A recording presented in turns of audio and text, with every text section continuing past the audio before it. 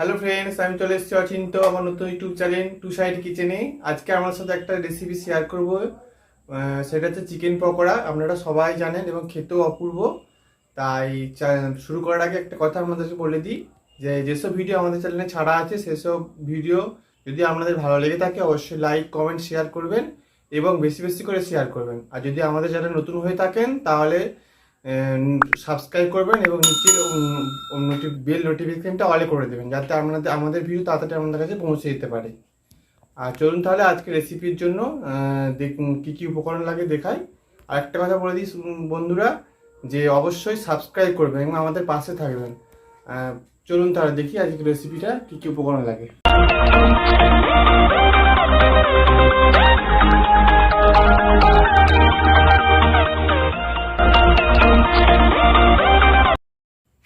চলুন বন্ধুরা, চিকেন পকোড়া বানানোর জন্য যে উপকরণগুলো লাগবে সেগুলো হলো, এখানে 250 গ্রাম চিকেন নিয়ে নিয়েছি, পরিমাণ মতো চালের গুঁড়ি নিয়ে নিয়েছি, পরিমাণ মতো বেসন নিয়ে নিয়েছি, পরিমাণ মতো সাদা তেল নিয়ে নিয়েছি, একটা ডিম ভেঙে নিয়ে নিয়েছি, এখানে একটা কর্নফ্লাওয়ার পরিমাণ মতো নিয়ে নিয়েছি, এখানে আদা রসুন পেঁয়াজ একটু পেস্ট করে নিয়েছি পরিমাণ মতো, লবণ পরিমাণ মতো, ছোটো চামচের 1 চামচ হচ্ছে জিরে গুঁড়ো, লঙ্কা গুঁড়ো, হলুদ গুঁড়ো, আর দুটো পেঁয়াজকে কুচি করে নিয়েছি।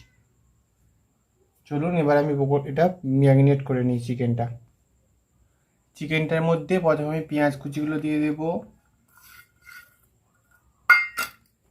তারপর আদা রসুন যে পেস্ট করে রেখেছিলাম ওটা দিয়ে দেব,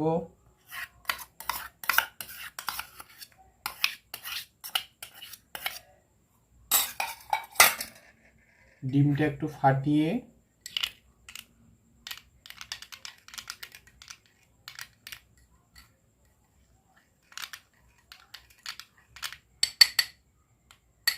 এটা দিয়ে দেবো এর মধ্যে।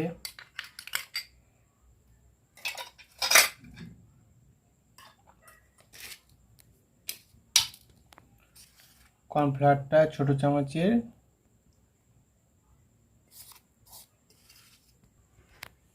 কর্নফ্লাওয়ারটা দিয়ে দিয়েছি পুরোটা। এবার আমি বেসন ছোট চামচের 4 চামচ দেব,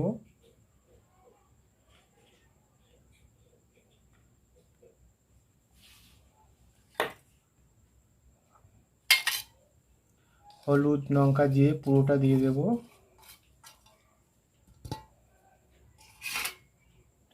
পরিমাণ মতো লবণ দেব,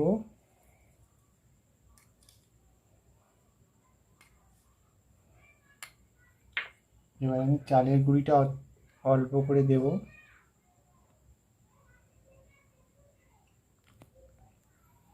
এবার আমি এটা সব দিয়ে দিয়েছি। এবার আমি মিক্সড করে নেবো ভালোভাবে। এটা আমার ম্যারিনেট করা হয়ে গেছে। এবার আমি 10 মিনিটের জন্য 10 থেকে 15 মিনিটের জন্য চাপা দিয়ে রাখবো, তারপর আমি এটা ভেজে নেব। আজকে আমি রেসিপিটা ইন্ডাকশানে বানাবো, সেজন্য ইন্ডাকশানে কড়া বসিয়ে দিয়েছি। আমি ইন্ডাকশানটা অন করে নেব। এবার আমি কড়ার মধ্যে সাদা তেল দিয়ে দেব,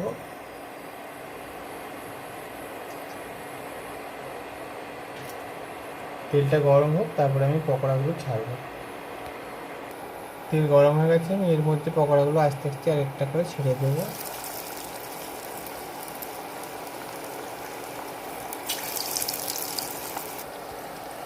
আমি সব দিয়ে দিয়েছি, ওই কতগুলো দিয়েছি। এবার আমি নেড়ে চেড়ে ভালো করে লাল লাল করে ভেজে নেব। দেখুন বন্ধুরা, লাল লাল করে ভাজা হয়ে গেছে। এবার আমি এটা তুলে নেব।